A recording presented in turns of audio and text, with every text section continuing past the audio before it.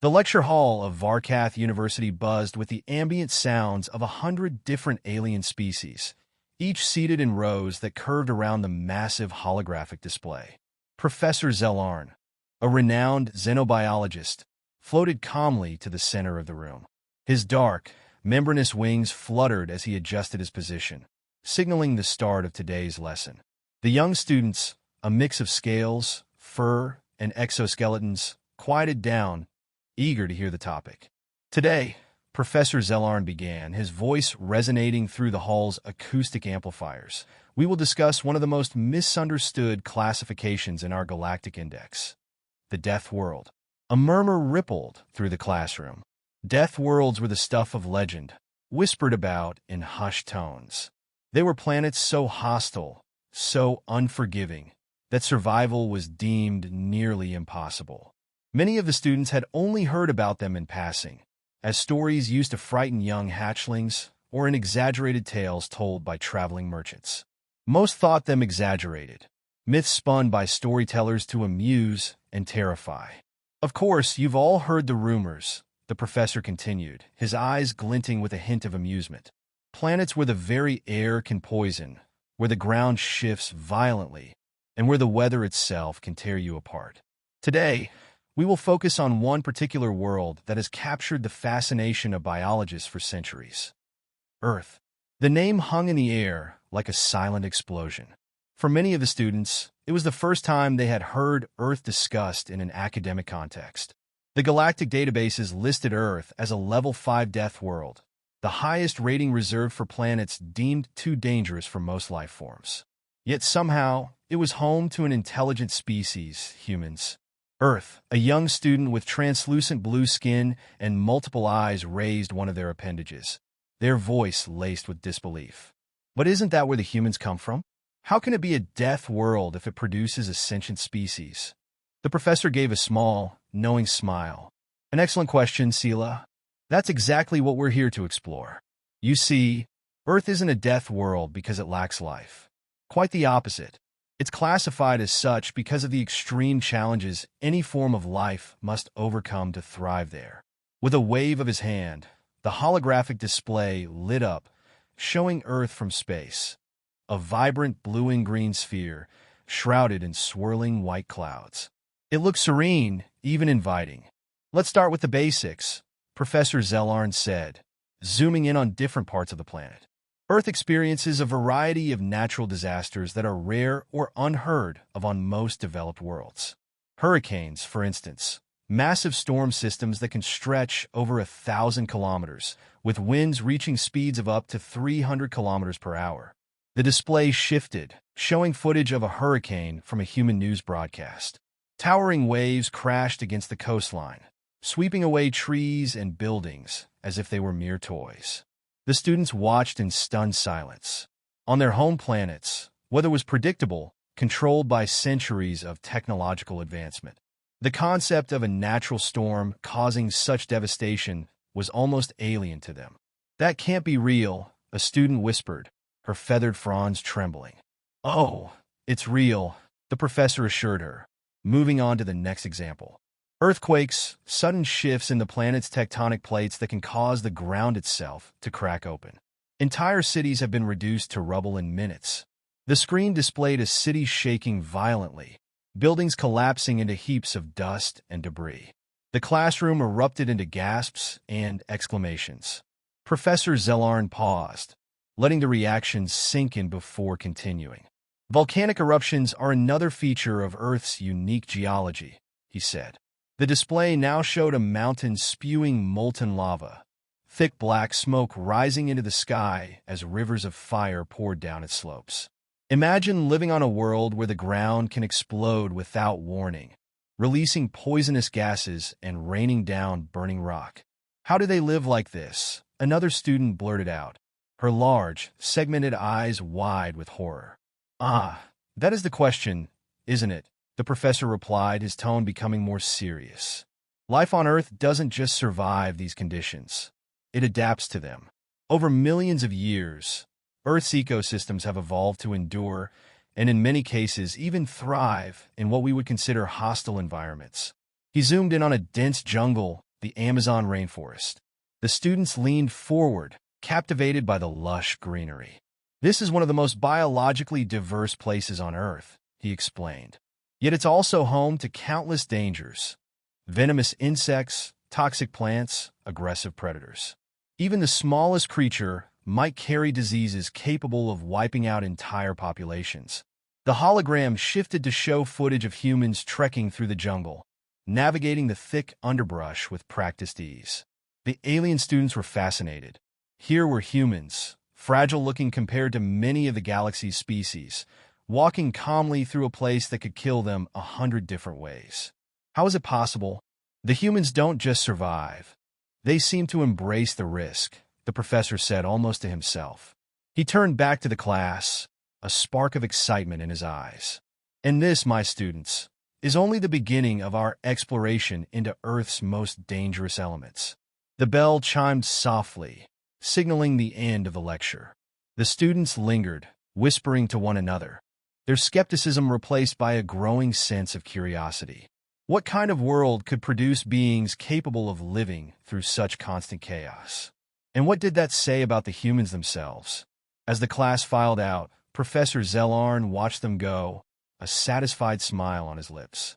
He knew that by the time this series of lectures was over, none of his students would ever look at Earth, or its inhabitants, the same way again.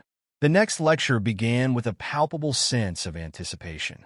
The alien students, now more engaged than ever, filled the seats of the lecture hall early, buzzing with conversation. Professor Zellarn sensed the change in their energy.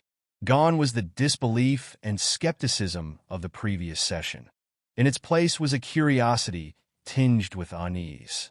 Today, they would venture deeper into the wilds of Earth, not to its landscapes, but to the creatures that called this dangerous world home.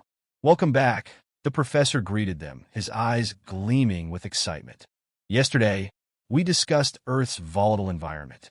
Today, we focus on its inhabitants, both animal and plant life, which have adapted in ways that will likely astonish you. He gestured towards the holographic display, which now showed a dense, green jungle scene, teeming with movement. This, he announced, is the Amazon rainforest, home to more species than most entire planets. It is a place where life thrives in constant competition. Let us begin with some of Earth's more notorious predators. The display zoomed in on a creature slithering silently through the underbrush. A snake, its scales glinting in the dappled sunlight. This is a venomous serpent known as the king cobra, the professor explained. One bite from this creature can incapacitate a being in minutes. It can grow up to 5 meters in length and strikes with enough venom to kill a full-grown human. A collective shiver ran through the class.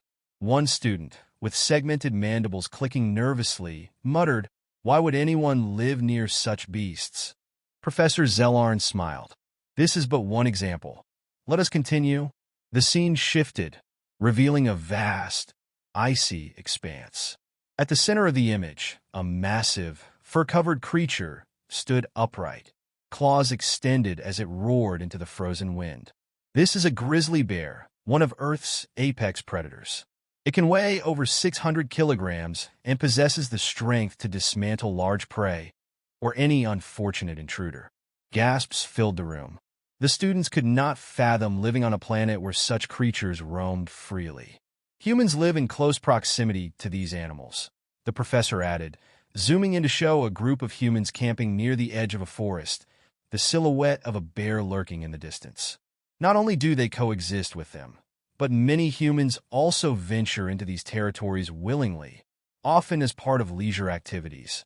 Leisure, a student blurted out, his bioluminescent spots flashing with confusion. They go there for fun? Indeed, the professor replied, a glint of amusement in his eyes. Let's look at another example. The display now showed a vast, blue expanse of ocean. The seas of Earth are home to a variety of predators.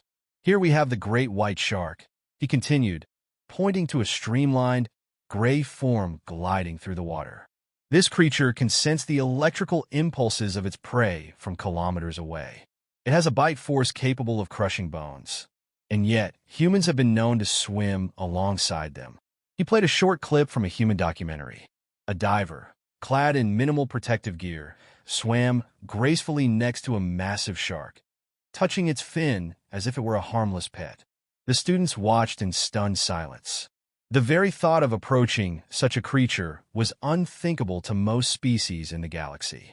"This cannot be real," one student exclaimed, their frilled crests standing on end. "Surely this is staged. A fabrication to make humans seem more fearless." Professor Zellarn paused the footage and turned to the class. "Ah, I expected this reaction. Many in the galaxy doubt these accounts, thinking them exaggerated or falsified. But I assure you, this is genuine footage. Humans have an almost instinctual drive to face danger head-on, even when it is unnecessary."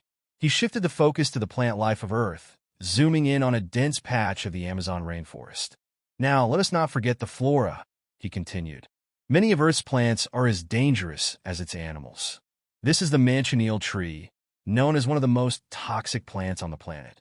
Its sap can cause severe burns, and its fruits, deceptively sweet in appearance, are deadly if consumed." A student with chitinous limbs recoiled, clicking in distress. "A tree that can kill? What purpose does that serve?" In Earth's harsh evolutionary history, even plants had to develop defenses, the professor explained. And the dangers do not end there. Insects, carrying diseases like malaria, have killed more humans than many of the planet's apex predators combined. The air in certain regions is filled with microscopic threats, each more deadly than the last. The display transitioned to show a lush, serene jungle river. The students watched as a group of humans paddled their way through the waters, seemingly unbothered by the swarms of insects that surrounded them. It was an almost tranquil scene, but the students knew better now. They could see the hidden dangers lurking beneath the surface. "Why would anyone choose to live in such a place?" asked a bold student, rising from their seat. Their voice was filled with disbelief. "This must be propaganda. It's impossible for any species to willingly exist in such an environment." Professor Zellarn's smile widened. He had anticipated this moment. With a flick of his wrist, he brought up a montage of human activities. A group of humans rock climbing without ropes, another diving deep into shark-infested waters, a team racing through dense forests teeming with wildlife. Humans do not simply survive these dangers. They seek them out, the professor said, his voice filled with a mix of admiration and bewilderment. To them, these are not just threats, but challenges to be overcome. They willingly put themselves in harm's way, not out of ignorance, but out of a desire to test their limits. The room fell silent once again, this time in a deep, contemplative hush. The alien students, many of whom had spent their lives in controlled, safe environments, struggled to comprehend what they had seen.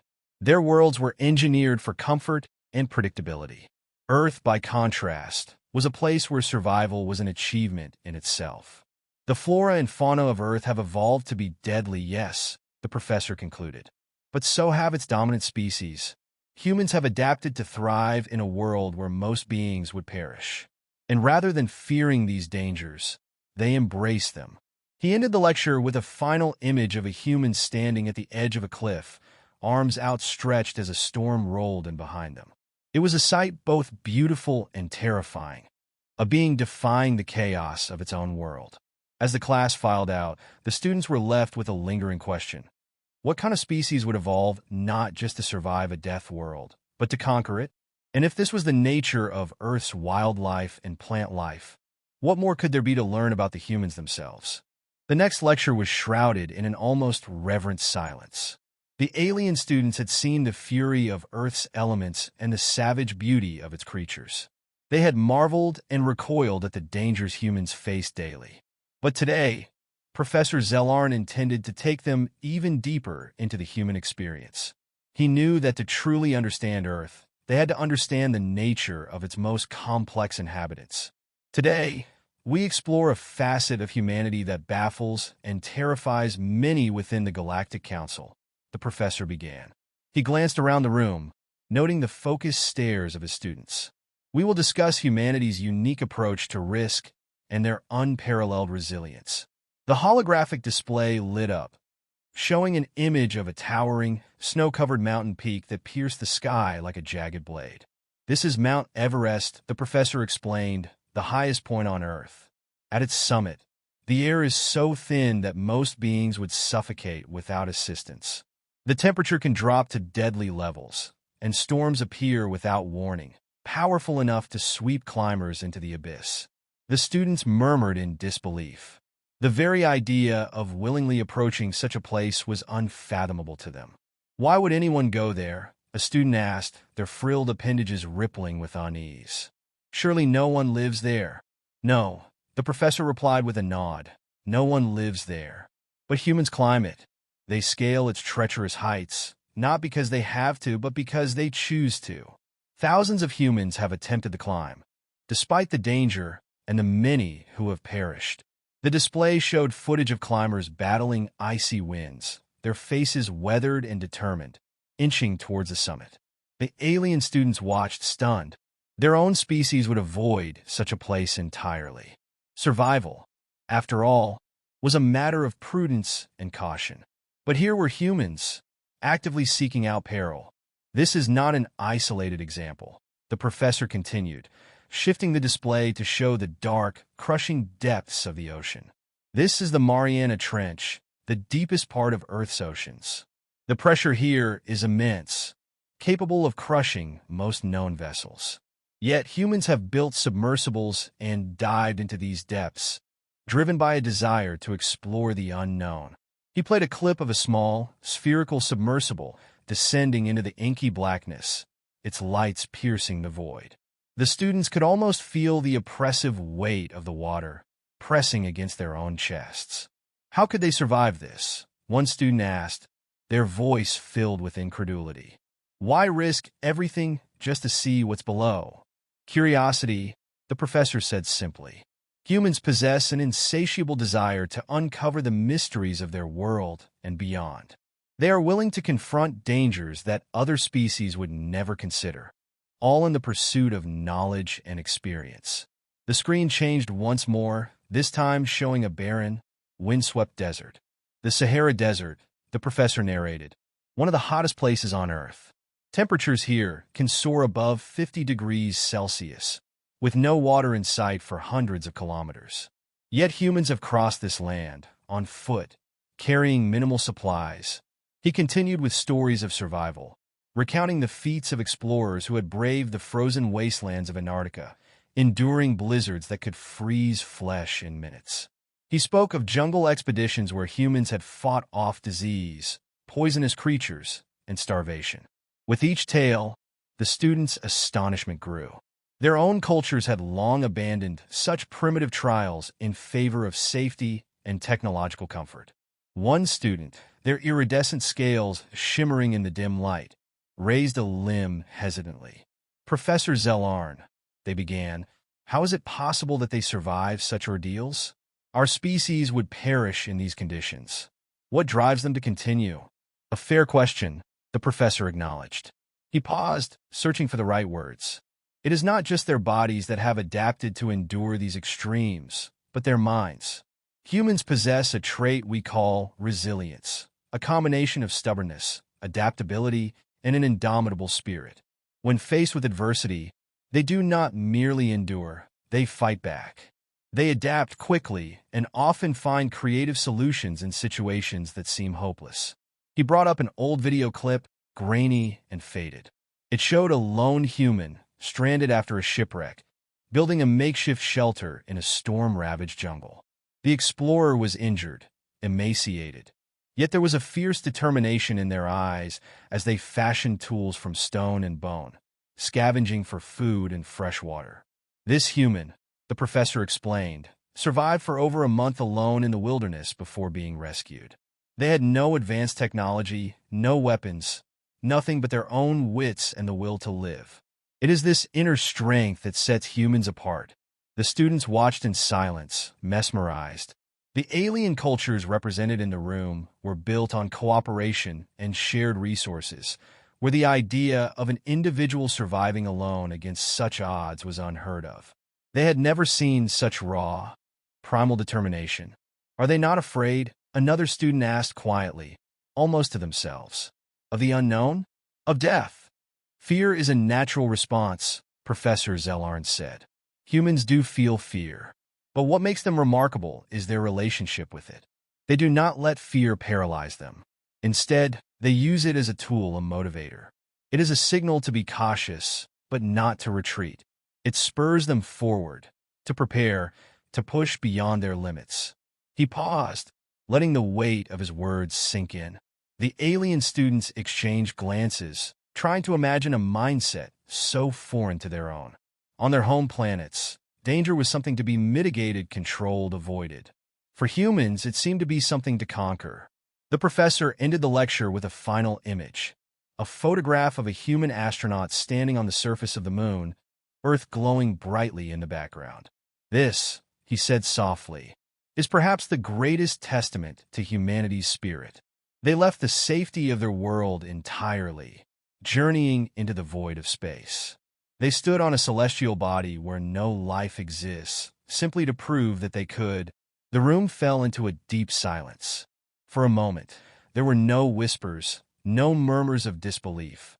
Only the quiet realization that these humans, who had once seemed fragile and reckless, were something far more formidable than they had ever imagined. They do not merely survive a death world, one student finally said, almost in awe. They thrive in it. They seek it out. Professor Zellarn nodded slowly. Yes, and that, my students, is what makes them truly extraordinary. The dangers of Earth are embodied not just in its environment and wildlife, but in the very spirit of the beings who call it home. With that, the bell chimed softly, dismissing the class. The students left in hushed contemplation, their previous perceptions of humanity forever changed. The final lecture of the series was held in the largest auditorium of the alien university. Word had spread far beyond the classroom about the astonishing insights from the previous sessions. The seats were filled with students and faculty members alike, their curiosity piqued by the incredible tales of Earth and its inhabitants. Today, Professor Zellarn would deliver his concluding remarks, a synthesis of everything they had learned. Today, the professor began, his voice resonating across the hall. We reached the culmination of our study. We have explored Earth's volatile landscapes, its deadly fauna and flora, and the mind-boggling endurance of its dominant species. But now, we must answer the final question. Why is Earth classified as a death world? The room fell silent, every eye fixed on the professor. He dimmed the lights and activated the holographic display. It began with a familiar scene, violent storms battering coastlines, lightning tearing through the skies, wildfires engulfing vast forests. The students watched, entranced, as the footage transitioned to Earth's wildlife. Venomous snakes coiled in ambush, predatory birds diving with lethal precision, and carnivorous plants snapping shut around their prey. For most species, the professor continued, these elements alone would suffice to make Earth a death world. Its environments are harsh, its creatures are dangerous, and its very air and water can carry invisible threats. But this is only part of the answer. He paused, letting the tension build, before shifting the display to show a montage of humans engaged in seemingly reckless activities. The students leaned forward, their eyes widening as they witnessed humans climbing sheer cliffs without ropes, surfing monstrous waves, and leaping from airplanes with nothing but fabric parachutes to slow their descent. These are not acts of desperation, the professor explained. These are acts of choice. Humans are not merely surviving their world, they are challenging it. They have evolved to face danger head-on, to take risks that defy logic and reason. And more often than not, they succeed. The montage continued, now showing clips of humans in combat training, soldiers navigating obstacle courses under live fire, and rescue teams braving raging infernos to save others. The students watched in a stunned, collective silence. It was as if they were witnessing a different kind of being altogether, one that thrived in the face of chaos. One student, visibly shaken, raised a tentacled limb and asked, "Why do they do this? Why put themselves in such peril when it could be avoided?" The professor smiled, anticipating the question. "It is part of their nature. Humans are driven by a deep-seated need to test their limits. It is their insatiable curiosity and relentless spirit that push them into the unknown. In many ways, they are their own greatest danger, constantly seeking to push boundaries. He brought up one final piece of evidence, a compilation of historical human achievements that defined their species. The first image was of a human astronaut standing on the moon, Earth rising in the background. They left their own planet, the professor said quietly, not because they needed to, but because they wanted to. They sought the stars, driven by a desire to explore. The display then showed a rescue mission during a natural disaster, a hurricane ravaging a coastal city. Humans in rescue boats and helicopters braved the storm, risking their lives to save others. This is another side of humanity's fearlessness, the professor continued. They do not only risk their lives for personal glory, but also for the sake of others. Their compassion, combined with their courage, makes them formidable. A murmur of understanding spread through the audience. The students were starting to grasp a deeper truth about the humans they had once dismissed as reckless or primitive. The professor turned off the display and faced the class directly. Now you see why Earth is classified as a death world. It is not just the volcanoes or the predators or the poisonous plants. It is the very mindset of its people. They are shaped by adversity and have become masters of their environment, constantly adapting, learning, and pushing forward. One student, sitting near the front, hesitated before speaking.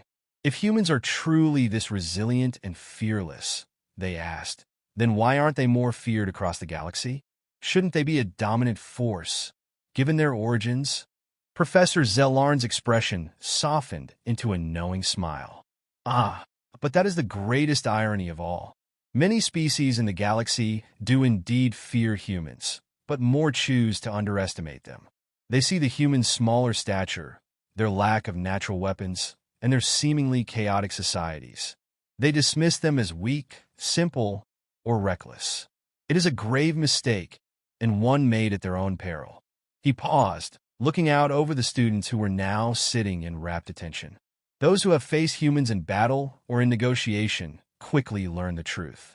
They discover that it is not Earth's storms, beasts, or poisons they should fear. It is the will of its people. When backed into a corner, they do not surrender. They innovate. They resist. They overcome. The silence in the room was profound. For the first time, the students truly grasped the essence of humanity. They no longer saw Earth as just a dangerous world. They understood it as a crucible, a place that had forged a species unlike any other in the galaxy. As the lecture ended, the students filed out slowly, deep in thought. They had come into the course with a mix of skepticism and curiosity, but they were leaving with something far different: respect. A quiet, profound respect for a species that thrived on a world where others would perish. One of the last students to leave turned back to the professor and asked, "Is this why you chose to study humans, Professor Zellarn?" Because of their connection to a death world. The professor chuckled softly, his eyes gleaming with a hint of admiration. In part, yes, but there is more to it than that. I study them because they embody the very essence of what it means to survive, to push beyond the limits of fear and reason. They are, in many ways, the universe's greatest paradox: fragile yet unbreakable, peaceful yet fierce. They are a reminder that sometimes the most dangerous beings are not those born with claws and fangs, but those born with the will to rise, time and time again, no matter the odds. The student nodded slowly, a new understanding in their gaze. As they turned to leave, the professor looked out at the emptying hall, a smile playing at the corners of his lips. They have only just begun to understand, he mused quietly to himself. And even now, they have only scratched the surface of what makes humanity so extraordinary and so very dangerous. With that, the story concludes, leaving the audience with a sense of awe and a newfound respect for the indomitable spirit of humanity.